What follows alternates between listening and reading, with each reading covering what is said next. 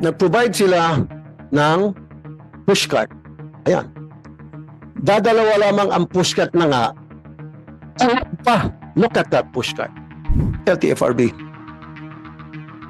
Pagalitan mo yung iyong OIC dyan sa Cebu dahil tamad. Nakaupo lang sa kanyang opisina, nangungulangot at nakatingin sa bubong at binibilang yung mga butiki. Marami pong mga bus terminal na LGU operated. I want you to target those. Recently, I went to a province, particularly in Cebu, na meron ako nakita ang violation doon. And meron mga pumalag at hindi nagustuhan yung ginawa natin doon. And I was even called ignorant by some people in Cebu, saying na I don't know what I was doing. But now, I will show you who is ignorant. Kami o sila. RA number 11311. Pakitingnan nyo nga po yan. DOTR, LTFRB. RA number 1311. Kasi when I went to Cebu, I inspected the North Bus Terminal and I saw many violations in there. Mamaya na muna yung violation sa mga bus, doon muna sa terminal yung serbisyong ibinibigay para sa mga pasahero ng nasabing bus terminal. Ang una ko agad na puna ay yung toilet. At nakita ko, nagpapabayad sila doon sa toilet na yun. At meron tayong batas na nagsasabing hindi dapat dito po sa RA number 11311. Mas maganda kung ang magbasa nito is taga DOTR. DOTR? Anybody from DOTR? You should know this. Meron bang present DOTR? ASEC Reyes, sir. ASEC? Okay. For the benefit of the bus terminal operators, administrators, and owners, read what's in RA number 1131, particularly Section 5 and Section 7. Please, go ahead. Good afternoon po, Mr. Chair. Reading Republic Act number 11311, Section 5, states that prohibition on collection of fees to access sanitary facilities. It shall be unlawful to collect fees from passengers for the use of regular sanitary facilities therein. For the purpose of this act, the concerned passenger must show the paid bus ticket for the day in order to avail of the free use of sanitary facilities, provided, however, that the provision of this act shall not apply to separate, well-appointed, or deluxe sanitary facilities that are operated solely for commercial purposes and for the convenience of passengers who require and prefer such facilities within land transport terminals, stations, stops, rest areas, and RoRo terminals. Okay, stop right there kasi bus na pinag-usapan natin. So what it means is dapat hindi maningil. Pero doon sa provision na yon, pwede sila maningil pag maglagay sila ng another facility, meaning CR, of premium service na in-offer. Halimbawa, CR na may aircon. Papabayaran mo yan kasi premium service yan eh. Pero dapat meron ding CR na libre. Tama? You follow me so far? So therefore, yung sa Cebu, may violation yon. Do you agree, DOTR? Yes, sir. Yes, sir, Your Honor. North Terminal Cebu, may violation yon. Tama? Very good. Now, since may violation, kasi yung Cebu, North Terminal is being operated by the provincial government of Cebu, LGU. It's not privately operated, although I know na it was the piece of land was donated by SM, correct me if I'm wrong, and then you know yung dinonate na piece of land, yun ay ginamit nila para gawing terminal. Tama? Now, so you did say ASEC Joscoro Reyes na mga violation yung North Terminal sa Cebu. So sa violation na yan, ano ang sanction? At sino mag-implement, mag-impose ng sanction? May I read Section 7 po, sir. Go ahead po, sir. Section 7, penalty. A. any owner, operator, or administrator of the land transport terminals, stations, stops, rest areas, and RoRo terminals who does not comply with the standards for sanitary facilities under Section 4 of this Act shall be liable for a fine in the amount of 5,000 pesos for each day of violations. Any owner, letter B, any owner, operator, administrator of land transport terminals, stations, stops, rest areas, and RoRo terminals who violates the prohibition under Section 5 of this Act shall be liable for a fine in the amount of 5,000 pesos for each day of violation, and any owner, operator, administrator of land transport terminals, stations, stops, rest areas, and RoRo terminals who does not provide and maintain a lactation station as required under Section 6 of this Act shall, in addition to the sanction under Section 21 of the Expanded Breastfeeding Promotion Act of 2009, be liable for a fine in the amount of 5,000 pesos for each day of violation. Okay. Okay, sir. Now, so maliwanag na may violation yung North Terminal sa Cebu. And that terminal is being operated by the LGU ng Cebu, in particular, provincial government. So they are considered administrator and operator, right? You follow me, Asek Reyes, sir? Now, sabi mo mayroong fine, daily fine, 5,000, etc. So sino ang magpapa-implement para ma-impose na yung fine at makolekta yung fine? At kung bibilangin mga violations, gaano na sila katagal yung terminal na yun, gaano katagal nagsisingil ng CR. So i-compute mo yung fine from day one, right? Up to the present. So, sinong gagawa nun? As per Section 7, which is the penalty provisions of the said law, the Land Transportation, Franchising, and Regulatory Board, after 5 years. After 5 years? From the effectivity of this Act. And that Act came into effect in 2016, am I right? Sorry.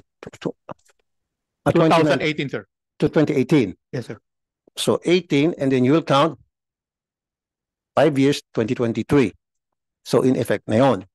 So ngayon, LTFRB dapat ang mag-kolekta ng fines. LTFRB, where are you? LTFRB. Mr. Lumer Bernabe, sir. Bernabe, Executive Director ng LTFRB, sir. LTFRB. Okay, sige. Gusto ko makuha yung opinion mo, Mr. Bernabe, sir. Go ahead, Yes, sir. Yes, sir. For that finding, sir, we have directed the Regional Director of Region 7 to issue a show cause order for the findings that the Senator found out during his inspection. And they will be having a hearing for that, sir. And then after that, if they will find a violation on the accreditation of all the terminals, they will be given that penalty, sir, that penalty of 5,000 pesos. 5,000 pesos per day. Yes, sir. Oh, okay. Now, paano kung nagmatigas yung LGU? Do you have power over LGUs? I don't think so. I think, sir, we have to communicate that with the ILG. Exactly. Yes, DLG, are you here? Attorney Maria Rodora Flores. Okay, DLG. So, if the LTFRB will coordinate with you tungkol dun sa fines na imposed na 5,000 daily since nag-start took effect yung batas 2019 plus 5 years 2023, so 24-25 for 2 years every day na naniningil sila dun sa CR. So that's by the hundreds of thousands. I don't know kung abot ba yan ng kulang-kulang 1 million. I don't know. But anyway, now magko-coordinate yung LTFRB para kayo po ay mag-impose ng fine, and how would you do it? Sir, on that matter, our legal service team will handle the complaint. At siguro, sir, kasama ko po dito yung representative from our legal service kasi sila po yung in charge. Usually, sir, pagka ganyang may mga reklamo po kaming nare-receive, ang initial action po talaga ng DILG is to call the attention of the LGU, and parang katulad ng sinabi nga nila, sir, di ba, show cause order, pero since meron ng result based doon sa kanilang show cause order, i-verify siguro po ito, sir, ng aming team from our legal service and do the necessary action from there. Ano po yung standard natin, Attorney Gina? From there? if I may call the representative, sir, from our legal service. Go ahead.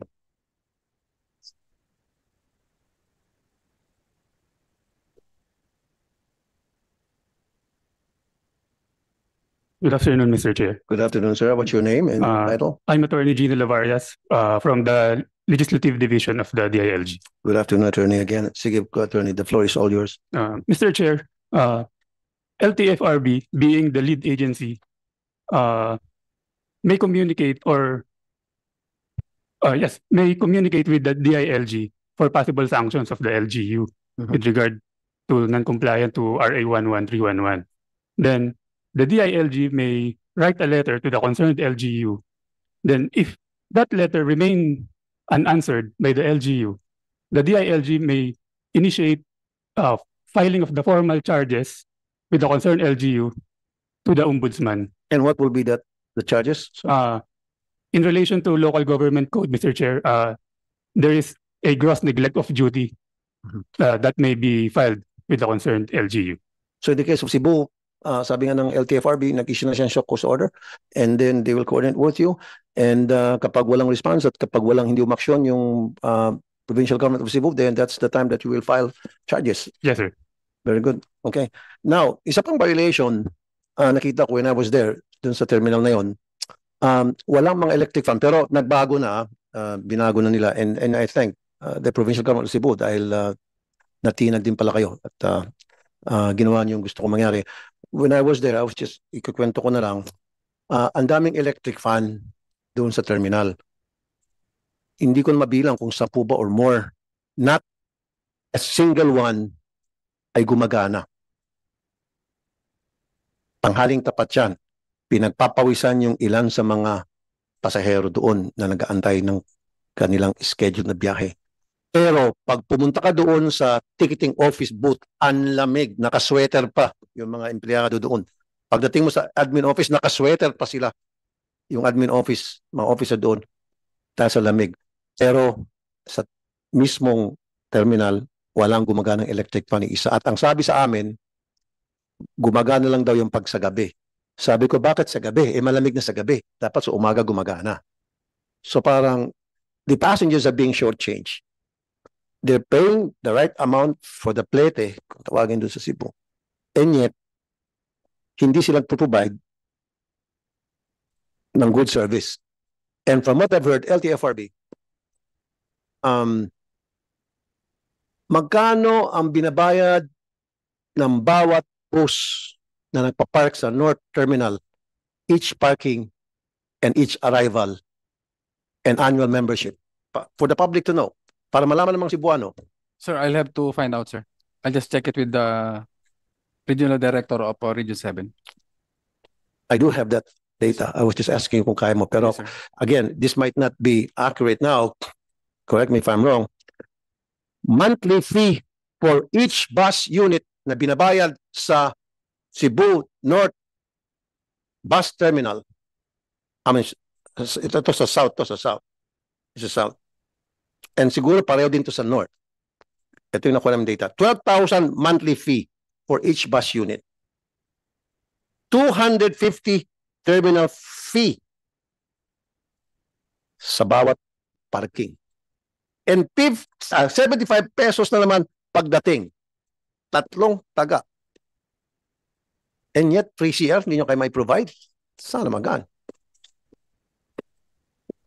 So, kasi yung South Terminal is also being operated by the provincial government of Cebu. Come on guys, kayo dyan sa provincial government, I don't have anything personal against you guys. I'm just doing my job, trabaho lang, walang personalan to. Ginagawa ko talagang trabaho ko, kahit na sino magalit sa akin, basta I have to do my job because I was mandated by the people to do my job as a senator of the whole country, not only of NCR, but also Luzon, Visayas, and Mindanao. And I've been doing this not only here in the Philippines, but also sa ibang bansa. Tulad sinabi kanina sa DMW, bilang committee chair ng Department of Migrant Workers, pupunta na ako ng iba't ibang bansa, Dubai, Hong Kong, Singapore, etc. para mag-inspect. But anyway, going back to public services.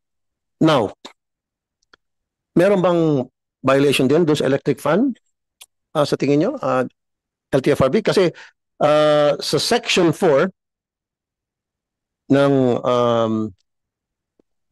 RA 11311, Nakalagay doon, in the absence of natural ventilation, dapat na may ventilation. Mechanical ventilation with airflow from a clean area. So in this case, walang electric fan. Kaya lang, ginawa na ng paraan na may electric fan na. So hindi natin pwedeng habulin yon. I'm just being clear. Pero in case, kapag merong pang ibang mga bus terminal na operated and ang administrator ay ang LGU, so you can go after them using this section 4, 5, and 7. Tama? Okay. Now, very good. Ngayon, sinong ignorante? Kasi we were called ignorant. Now, sino lumalabas na ignorante? Pastilan, Ginoo. Okay. Karon, asa naman ta? Muadto ta sa kanang mga bus ba? Isa sa mga nakita namin doon sa North Bus Terminal naman. Ito LTFR din siguro to, wala nang kinalaman dito yung LGU. There was one bus unit na parang kabaong na tumatakbo sa kalye. Yung clutch, tinalian na lang po ng goma para kumapit pa. Yung brake, nakatali ng goma para kumapit pa. Yung cambio, halos din na madrawing. Pero may tali ng goma yun. Fire extinguisher. Now, mabalik muna ulit tayo pala sa LGU. Di pa pala ako tapos sa LGU. Yung nag-provide sila ng pushcart. Ayan. Dadalawa lamang ang pushcart na nga. Look at that pushcart. Look at that. Kawawa naman yung porter. Yung porter gusto maghanap buhay. Siyempre, magtatawag ng mga pasahero na para matulungan niya maitulak yung kanilang mga bagay, mabibigat. Unsa naman ibay? Sulti ng porter sa ako. Paano ako makapaghanap buhay nito? Walang gulong. Sabi kang isa, meron 3 gulong. Pero yung isang gulong, patid. Useless. Again, sana pupunta yung binabayad ng mga bus company, kung tawagin ay monthly fee per bus unit, terminal fee sa bawat parking, and 75 pesos fee sa bawat arrival. That's a lot of money. And hindi nyo kaya? Pushcart lang? Magsabi lang kayo sa akin, magdodonate ako ng pushcart sa inyo. Kawawa naman kasi, yung pushcart ginagamit yan para sa mga senior citizen, yung mga mabibigat kargamento. At para magkaroon hanap buhay din yung porter. Wala. So ang ginagawa ng porter, buhat-buhat lang sa likod. Ginababa na lang sa likod. Okay.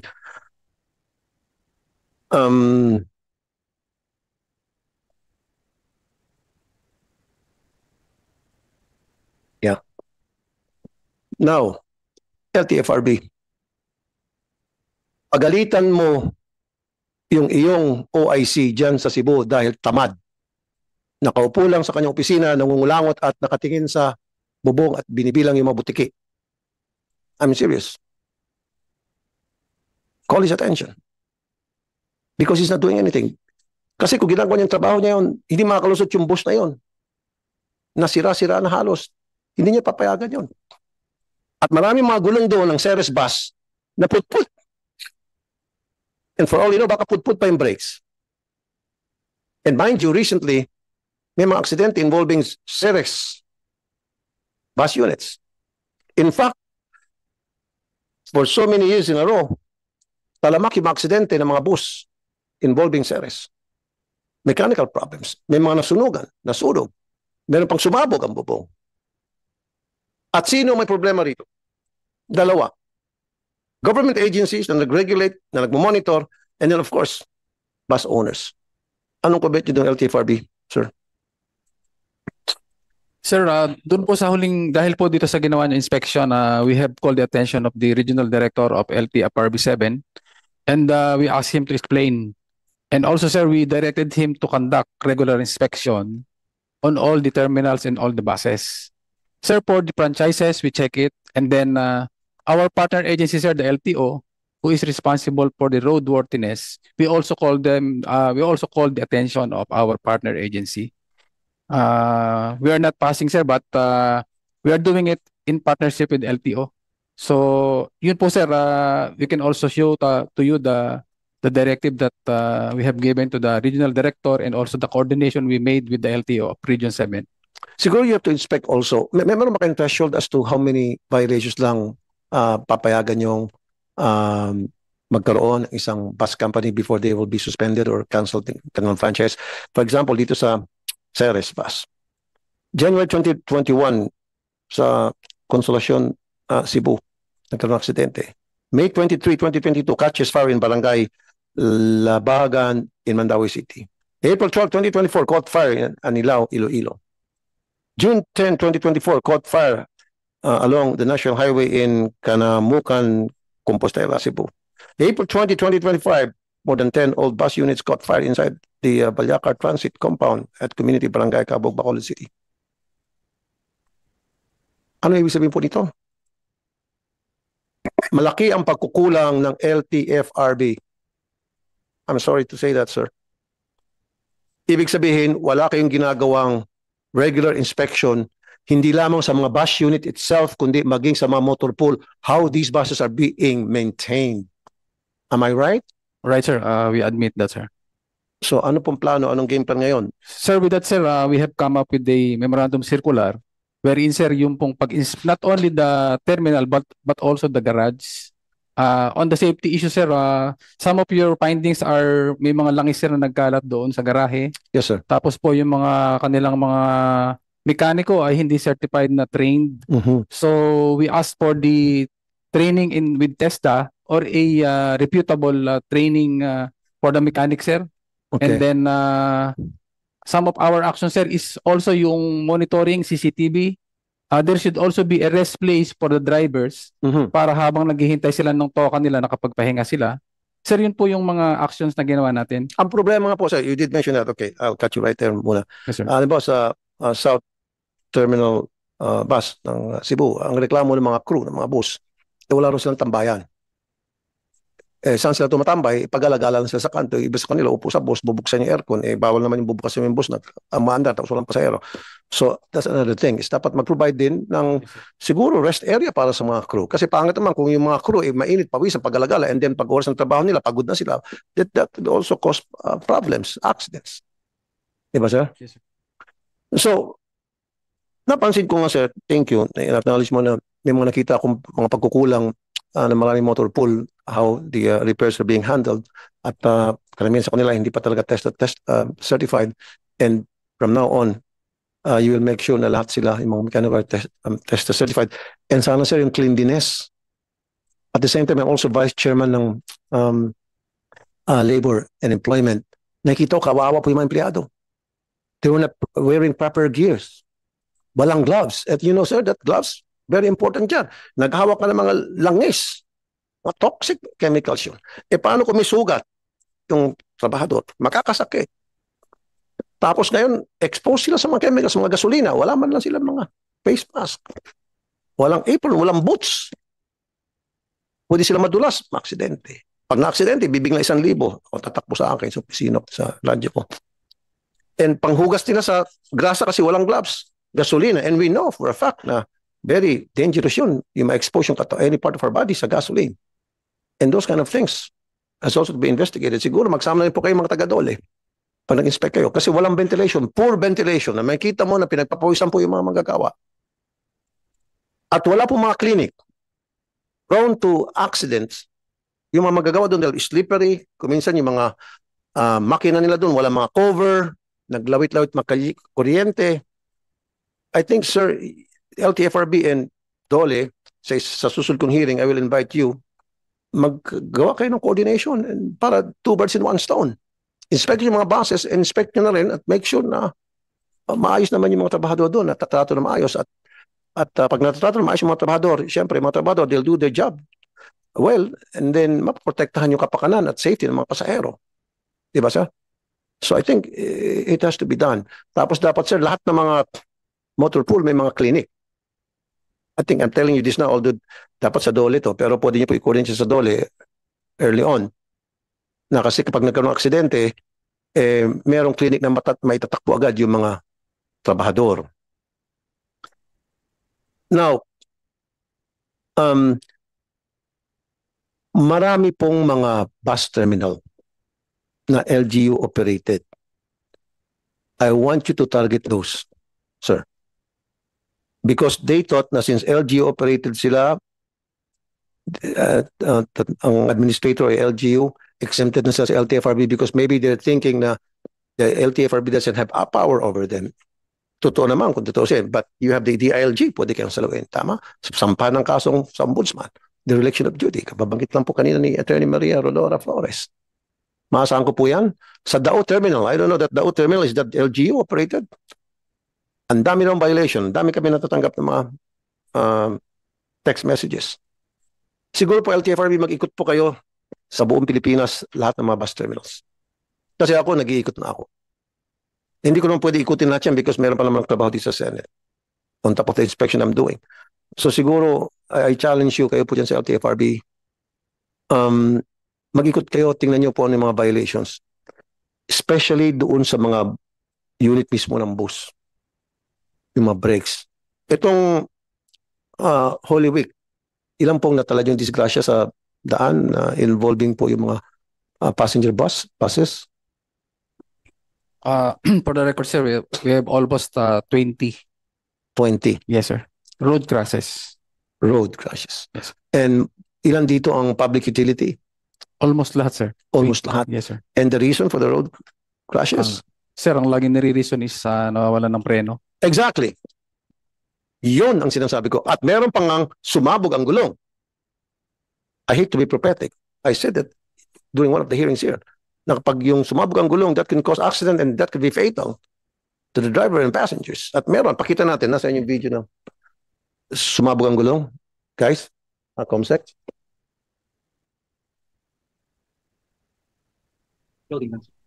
Okay. Yun po yung palagi, sir, eh. Palaging sinasabi ng driver, nawalan ng preno, nawalan ng preno, nawalan ng preno, parang silang plaka paulit-ulit. At yung karamihan sa mga accident, they're avoidable. Disiplinado yung driver, napapalo sa traffic rules and regulations. Well-maintain yung kanyang sasakyan. No accident. Alisin mo lahat yung sinabi ko. Many accident. Yan ang 20 accidents. So, nawalan po ng brakes. Kadalasan. At ano po ito mga sasakyan, ito mga bus? There are buses, sir, and also trucks for hire. Okay.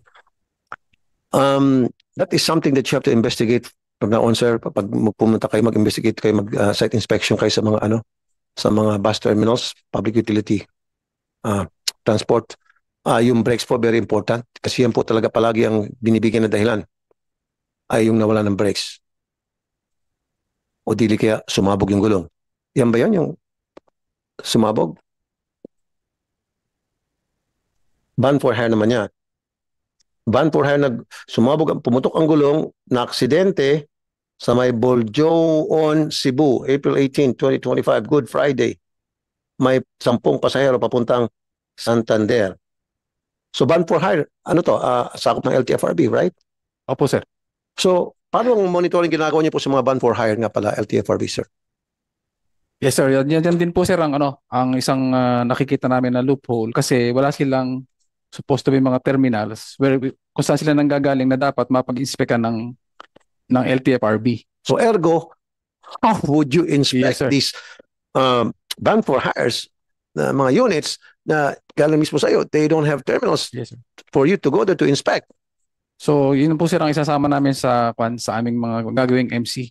Supposed to be, sir, if you are a tourist van provider, meron kayong mga terminals na designated wherein we can inspect all the units. Pero sa ngayon po, sir, kasi individually nagkakaroon sila ng mga units. So, nanggagaling sa sarili ng bahay and then they will proceed to the resort owner na may mga tourist. So, kukunin nila yung kanilang pasahero. So, yun po, sir, ang nangyayari. So kaya nga po, sir, doon sa MC, sa memorandum circular na ipapasa nyo, anong nakasaad doon? There should be a designated terminal or tourist van for hire or shuttle service na kung saan pwede mag-inspect for safety aspect ang LTFRB and also the Land Transportation Office. Or better off, mas maganda kung magsabit sila sa inyo on a regular basis ng records of maintenance ng kanilang unit. Yes, sir. That will be included, sir. Right? Yes, sir. Or also they would show it to you kung saan nila pinaparepair yung kanilang mga sasakyan. Yes, sir. Pero how can you monitor that? We're talking about by the hundreds and thousands. We can direct also our regional director, sir. Kung itong mga bus nga, meron ng mga terminal, hindi na kaya ng mga regional director nyo, yung pa kaya, isama natin itong mga van for hires. But we have to do it, sir. You have to do it. But how? I need to know how, kasi Yes, sir. Yes, sir. it's Yes, sir. easier said than done. Yes, sir. It's easy So, to say sir- na we will do it, pero how? Sir, Tell me how. we can do partnership, sir. For example, sir, this van for hire is being registered yearly.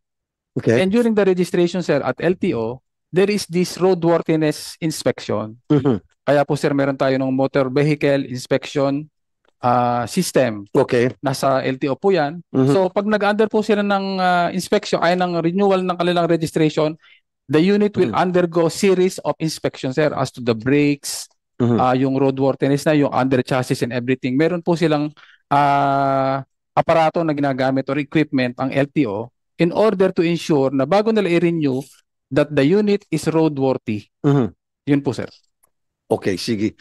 Now, I know merong batas tayo, RA 10916, Road Speed Limiter Act of 2016. So back in 2016, it's not being implemented yet na lahat dapat ang mga public transport merong speed limiter na hindi siya pwedeng bumilis pa doon sa naka-designate sa batas na speed.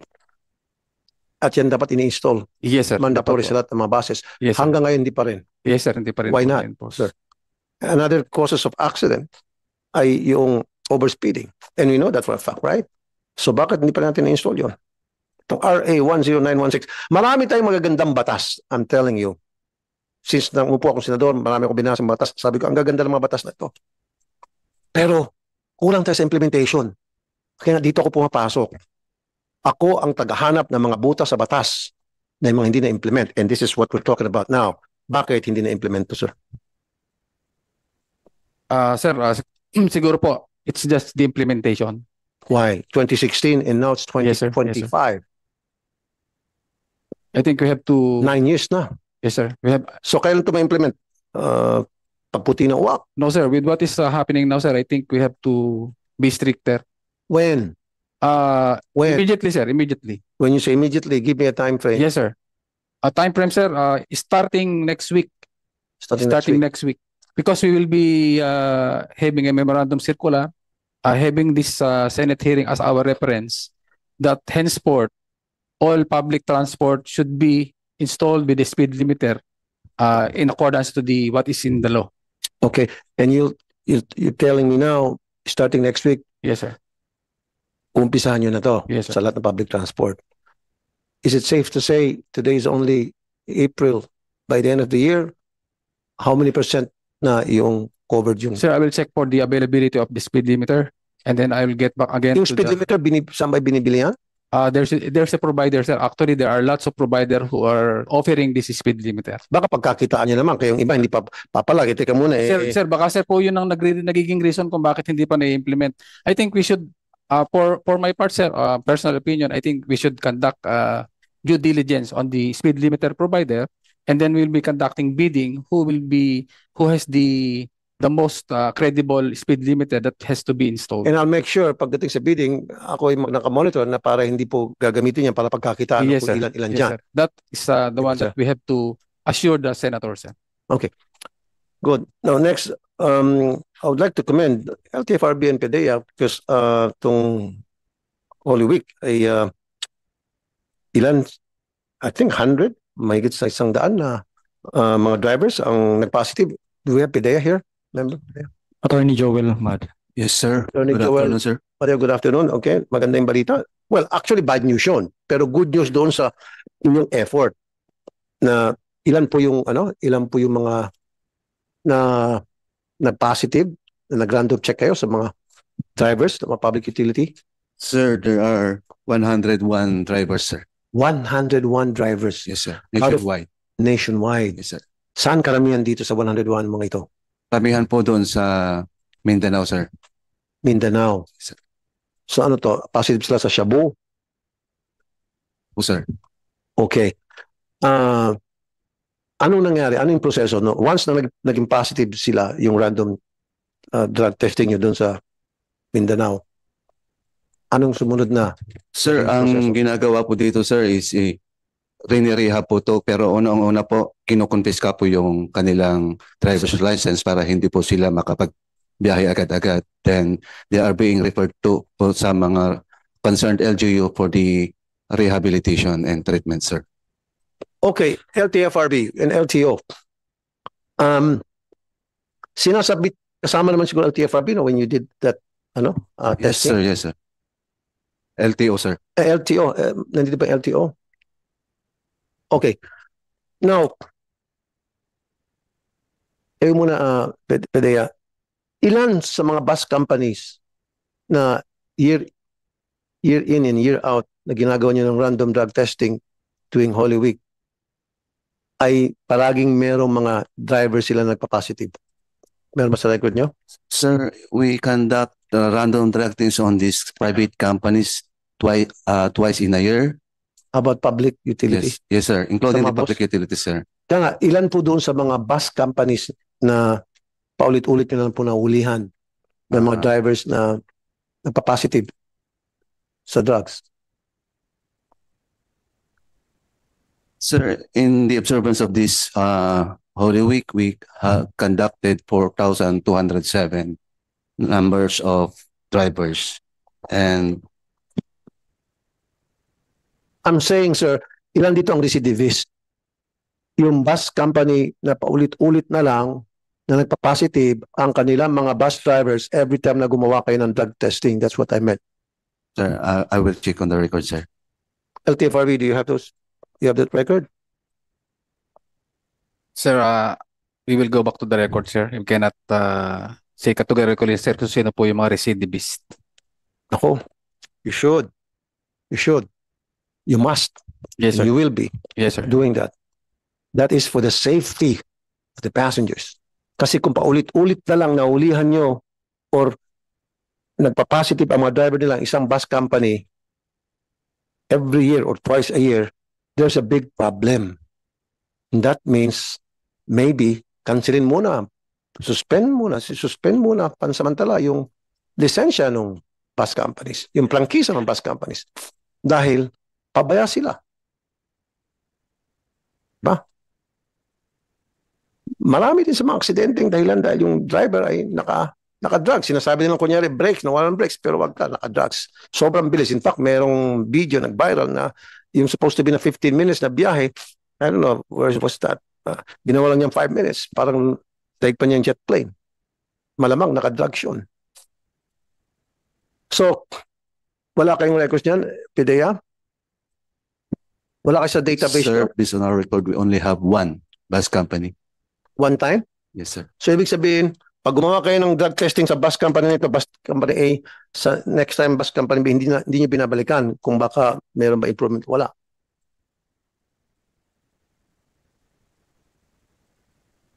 Nag-positive. Mayroon pong nag-positive.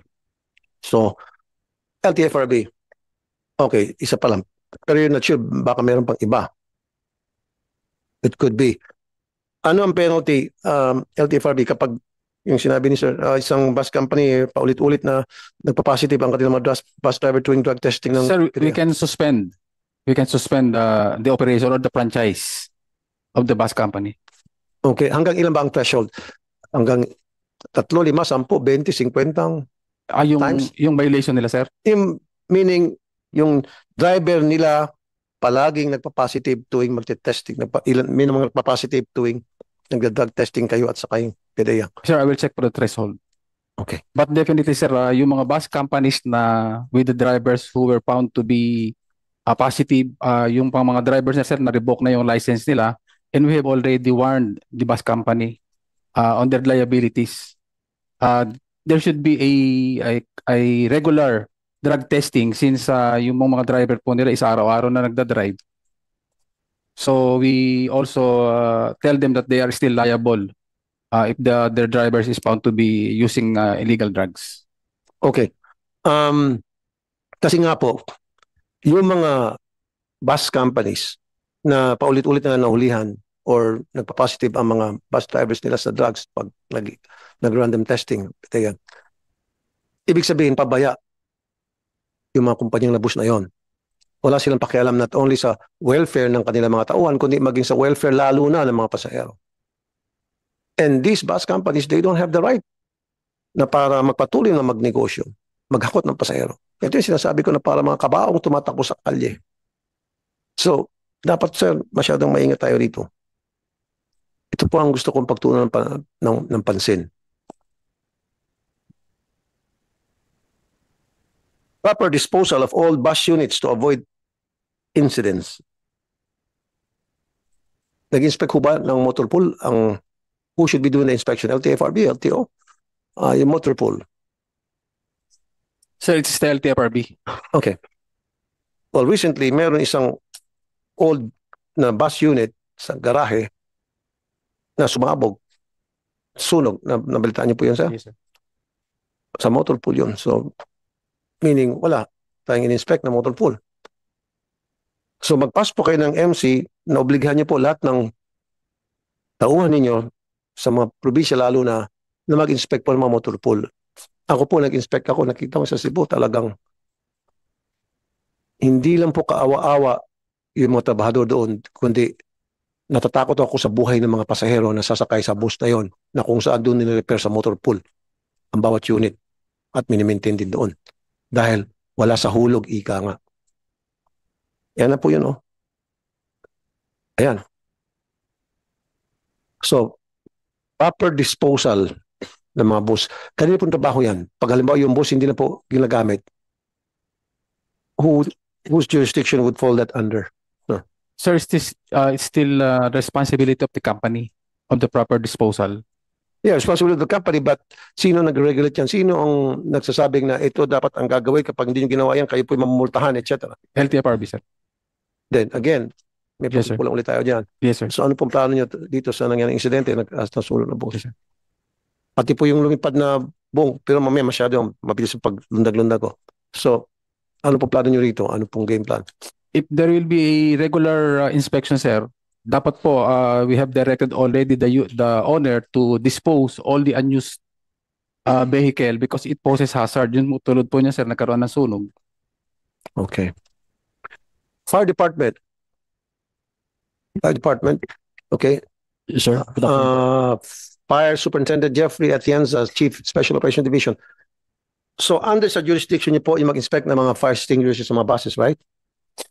Mainly, sir, no po. Mainly po sa terminal po kami nagpo-focus, sir.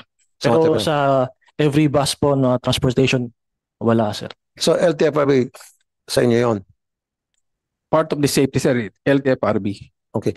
So kayo po, sige, since nag-usap na tayo, Superintendent Atienza, nag-inspect ho ba talaga kayo ng mga fire extinguishers sa mga terminal? Eto, wala tayong fire extinguisher.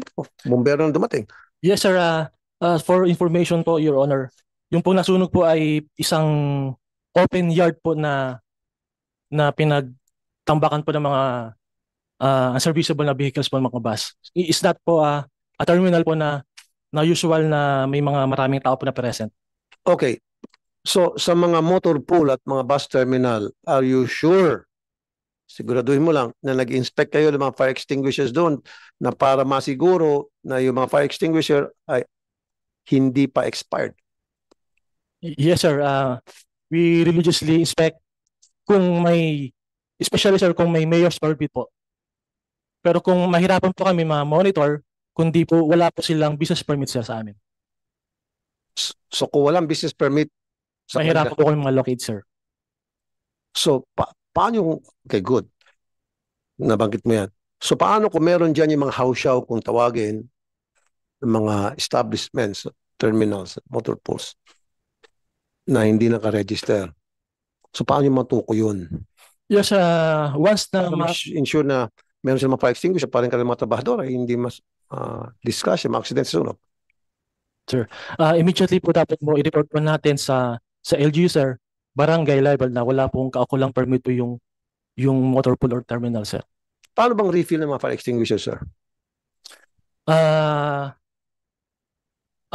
Once a year po, pag talaga po ang fire extinguisher po ay talagang makikita po na down pressure, sir, and makikita po physically na talagang lumang-luma na po ang tangke. So yung tangke, every year dapat pinapalitan. No, sir, yung pong laman lang po. Laman. Yes, sir. Tapos saan po dinadala yon para palitan yung laman? At ano yung indication doon? May indicator ba doon na yung laman ay napalitan lang? Sir, sa legitimate na supply ng manufacturer ng extinguisher. Pero doon sa sticker, di ba nakalagay dapat yung date na ni-refill yun and then the date Yes, sa sir, susunod po. na refill? May tag po sa body po ng fire extinguisher. So kapag yung fire extinguisher ay bulok na tulad nung ilang beses ko nakita sa mga bus na kinakalawang na panahon pa yung sa Rizal, eh yun talaga, dapat hindi na. Yes, sir po. Makikita po, sir, sa pinaka-gauge na kung down pressure na po yung unit po. So meron yung bilog tapos may gauge, ano? Yes, sir. Opo. So yung sa pressure, Yes, sir. pag pulang-pula na yon, ibig sabihin, Wala na po. ubus na. Yes. Halos na-inspect ko, puro ganun eh. So siguro, you can coordinate with the LTFRB para to educate them para mag-spot ng mga fire extinguisher na Yes, sir. Yes, Your Honor. expired na. By the way, mabalik ko, LTFRB, halos lahat ng bus, whether NCR at probinsya na inakyat ko, wala silang glass breaker. You know what I mean about glass breaker? Yun yung maliit na device na pampukpok mo sa salamin para mabasag at kung tumawag yung bus, palayo lang, pwedeng tumakas mga pasahero. Wala.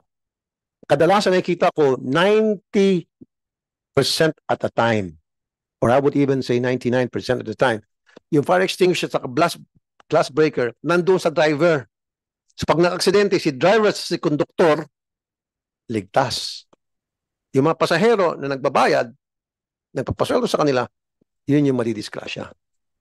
So, LTFRB, take note. Gusto ko lahat, kung pwede, lahat ng bintana ay may glass breaker. At syempre, hindi lamang sa driver side, kundi maging doon sa passenger side, meron din fire extinguisher para in case of emergency, may magamit yung mga pasahero. Now, we're talking all this and then babalikan ko kayo after a few months because I'm gonna do an inspection again because ako yung tao na binabalikan ko po. Hindi pa ako yung ningas kugo na po. And I'm telling you that. Babalik-balikan ko yun. Kaya so pag binalikan ko, wala pa rin nangyari. Anong gagawin natin, Mr. Bernabe, sir? At yun pa rin po yung mga violation ng mga ibang bus. Sir, I will assure the Senator that we will do something about this, sir. Mag-sample siguro kayo, sir. Yes, sir. Mag-sample kayo na dapat meron masuspinde. May mamultahan na malaki, may makukulong. Promise, if you do that, I guarantee you, hindi naman siguro totally 100% mawawala na itong mga problema pinag-usapan natin. At least parang drastically it will be reduced because ayaw nila mamultahan, ayaw nila makasuhan, etc. Sobrang abala sa kanila yun. And they'll be very careful, all these bus operators and even operators of bus terminals, regardless whether that is LGU operated or privately owned and operated. You agree po, Mr. LTFRB? Sir? Okay. Thank you, sir. Thank you.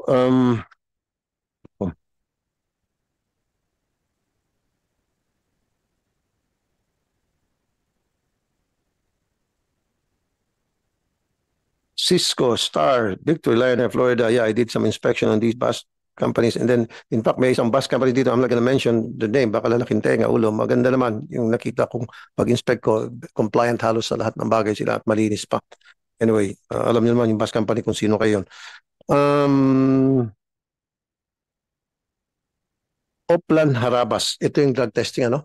LTFRB and PDEA. Okay. LTO inspected vehicles for road worthiness check and 1,165 failed the check. LTO? Yes, po. Good afternoon, po. So what happened to these 1,165 failed the inspection check for road worthiness ng mga vehicles? Combine na ito, private and public? Ano lang po, medyo nag-concentrate po kami sa terminal po nung Oplan Semana Santa po. So public lang to. Yes, po. Wow! 1,165. Nationwide po naman po to. Nationwide, yes sir. Kahit nation, malami na ito po sir.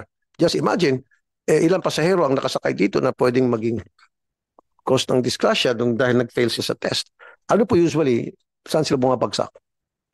Sa test. Hindi na po namin sila pinapabiyahe po. Pinapapalitan po ng sasakyan. Ano nga po halimbawa, yung nakita nyo na violation doon? Kaya nag-fail Karamihan siya po, sa test? kalbo po yung gulong, sir. Exactly. That's what I'm talking about. Thank you. Di ba? Kalbo ng gulong. Kasi ang ginagawa ng mga iba, mga maduga ng mga bus companies, ni-recap lang, which is bawal yun, tama sir? Opo, Yung sir. putput na gulong, papatungan nila ng goma na bago para lalabas na bago. Pero dapat yung dagulong itself papalitan. So, hindi nyo na pinabiyahe to 1,165. Ano-ano to mostly? Buses, tama? Yes, sir. Honor. At ano to mga bus companies na ito? Yung marami, yung karamihan? Yung maraming units? Opo, yung may maraming unit po. Ano po? Anong pangalan ng bus company? Baka isa to sa mga paborito sinasakyan ng mga kasambahay namin pang uwi ng mga probinsya nila. Para sabihan ko sa mga kasambahay namin, huwag nyo na muna sakyan yan. Ano po? Sabagay, mga kasambahay nga pala namin nag-aeroplano. Sa mga kakilala ko na lang pala kapitbahay. Sige, ano po sir? Medyo maano ko lang po, sir, yung filtran ko po. Filtranco. So, hindi nyo marami doon ng mga bus units, kalbo ay Filtranco. Ama? Yes po. Ilan po sa mga units ng Filtranco na sabi nyo huwag na bumiyahe kasi delikado, tako disgrasya ka. Ilan pong units? Alamin ko muna po. Mga ilan po?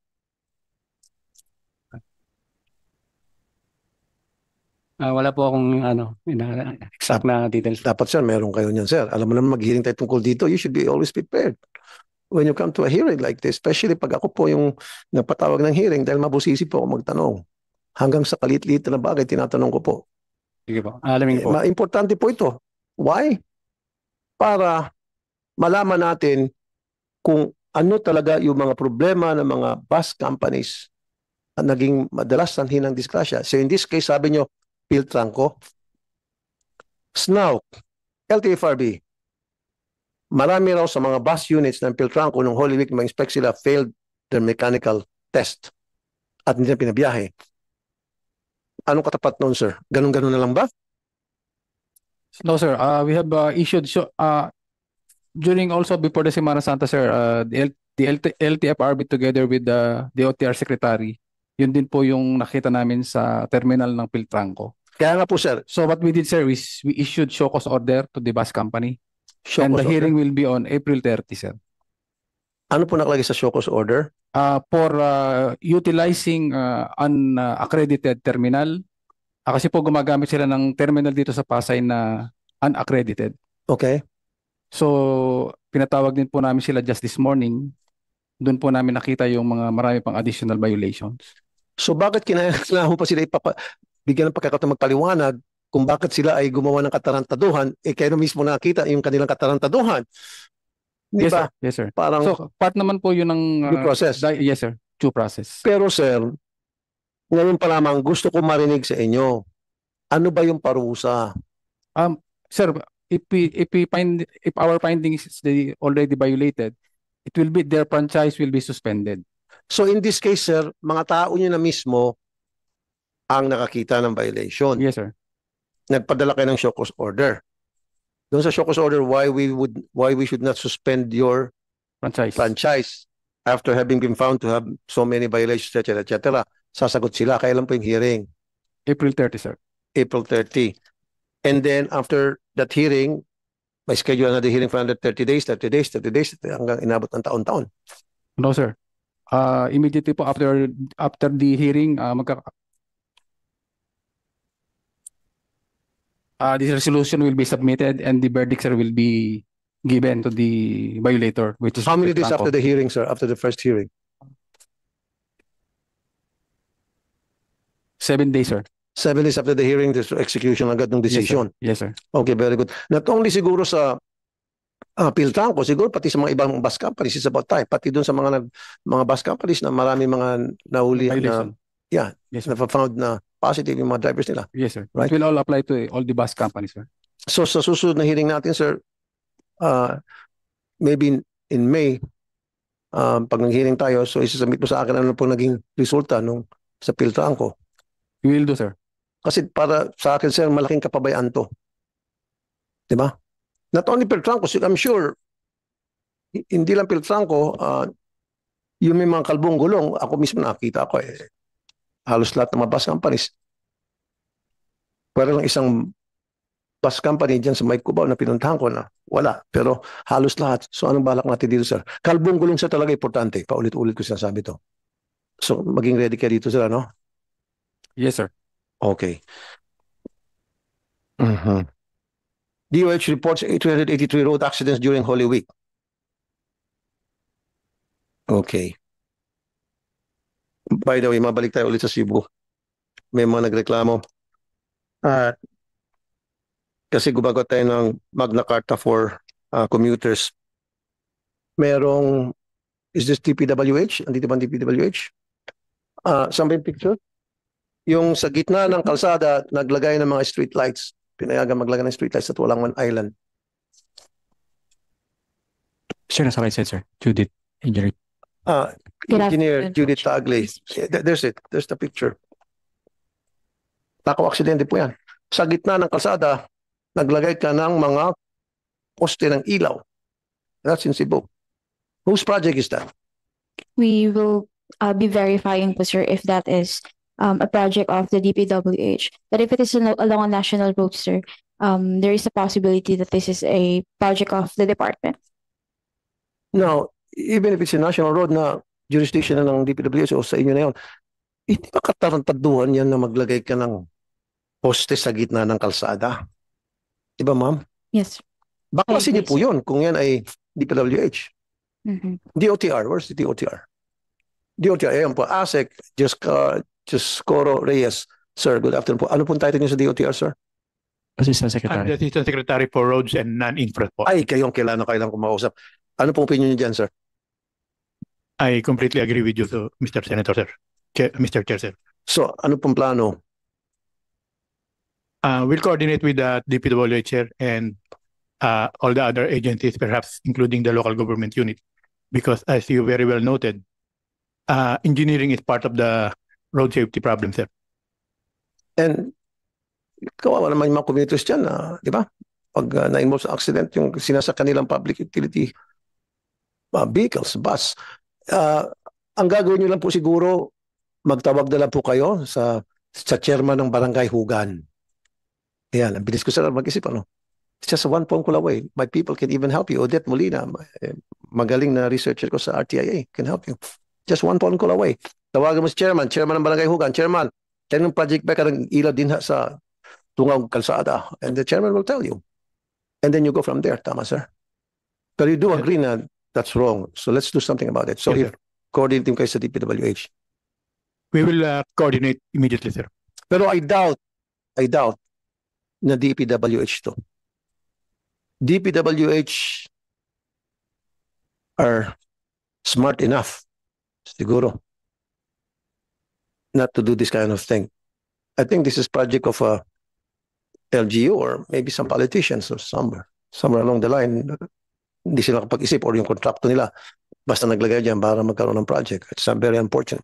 So anyway, DPWH and DOTR, please look into this. Thank you. Duly noted, Your Honor, sir. Thank you, sir.